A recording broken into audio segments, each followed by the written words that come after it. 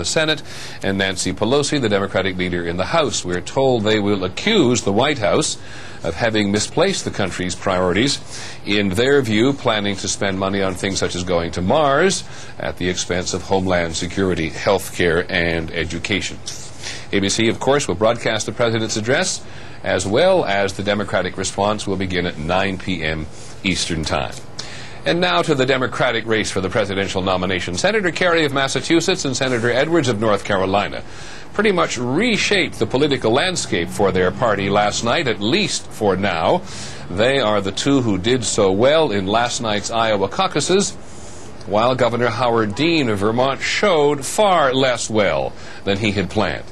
The New Hampshire First in the Nation primary is a week from tonight, which may make the next few days rich with turmoil. We begin with the Kerry campaign and ABC's Kate Snow.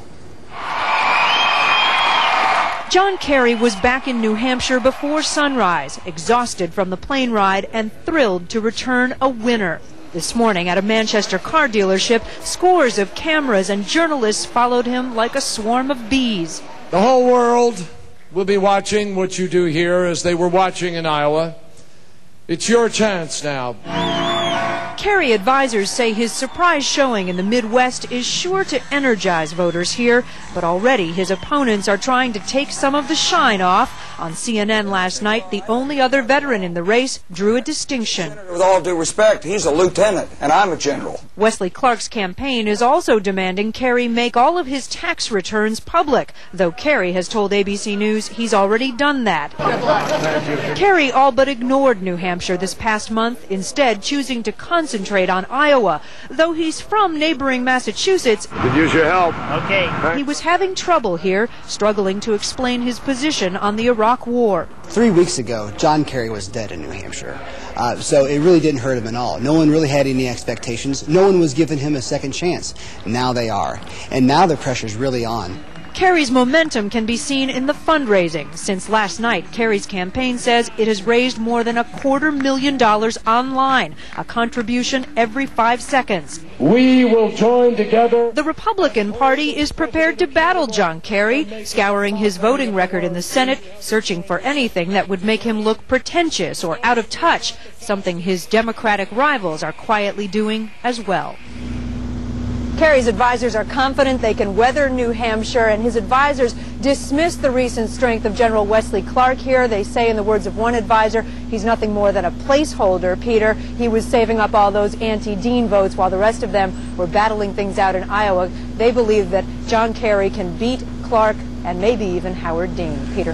And there is a week to go. Many thanks, Kate. Kate Snow in New Hampshire. The candidates who trailed John Kerry in Iowa or chose not to compete there actually have history on their side. More often than not, the winner of the Iowa caucuses has been and also ran in the New Hampshire primary. Howard Dean, for one, certainly hopes this year is no different. Here's ABC's Chris Bury.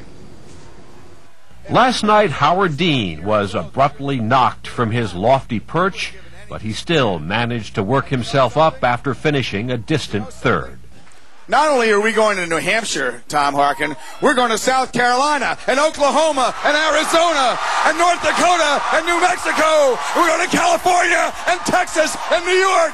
And we're going to South Dakota and Oregon and Washington and Michigan. And then we're going to Washington, D.C. to take back the White House. Yeah!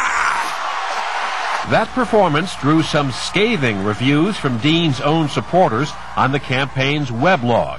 One wrote, "The shucking of the coat and rolling up the shirt sleeves, screaming at us and America, was dreadful."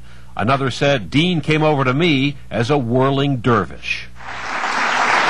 Thank you.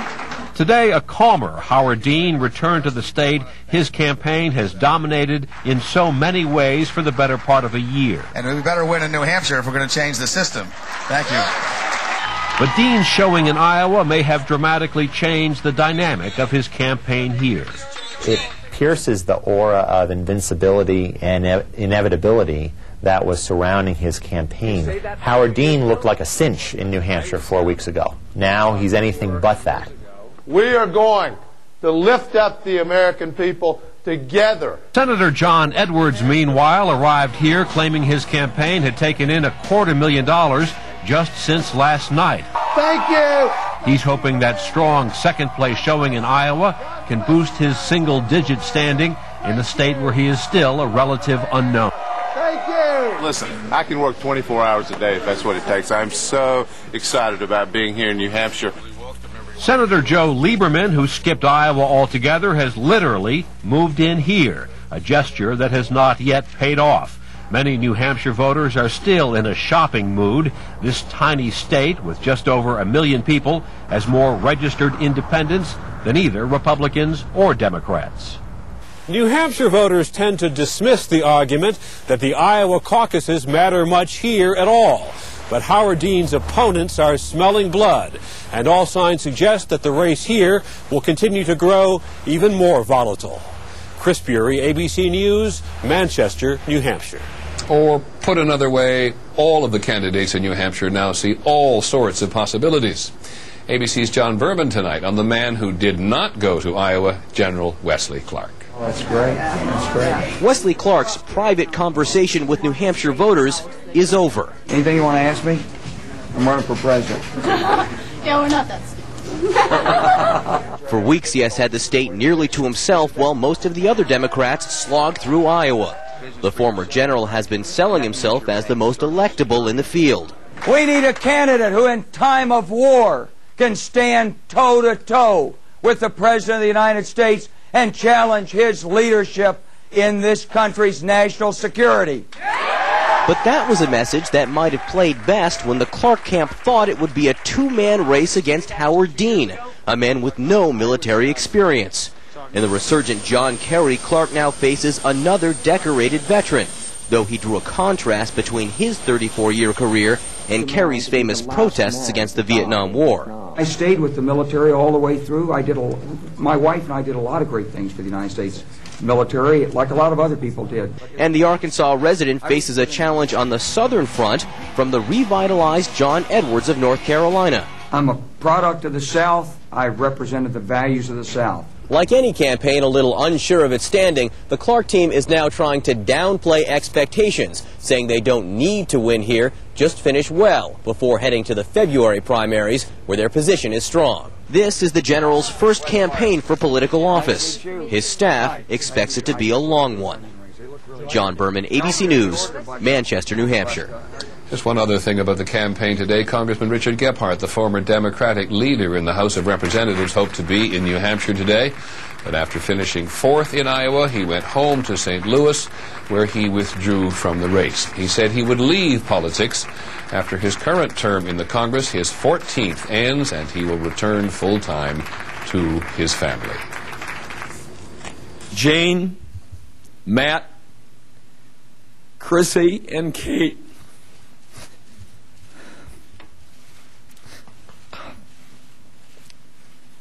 are my life. And to them, I'll always be grateful. God bless you all. When we come back this evening, we're going to take a closer look at trying to design democracy